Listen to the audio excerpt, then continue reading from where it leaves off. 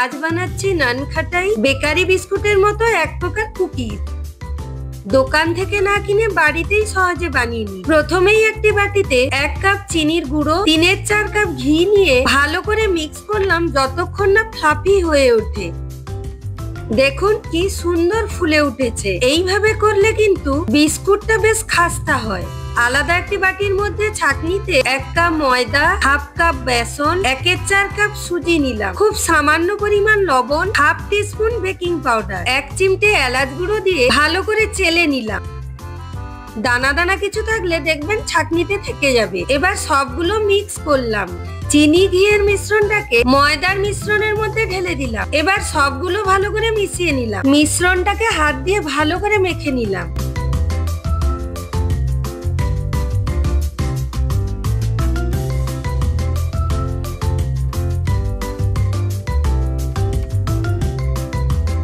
Fridge থেকে বের করে ছোট ছোট গোল করে নিয়ে হাত দিয়ে হালকা চেপে দিলাম। ওপরে ড্রাই ফ্রুটস বসিয়ে দিলাম।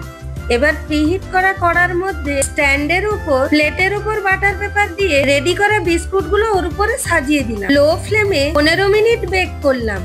রেডি আমার মুচমুচে খাস্তা নানখাটাই। প্লিজ চ্যানেলটাকে সাবস্ক্রাইব করুন আর কমেন্ট করে জানান কেমন লাগছে।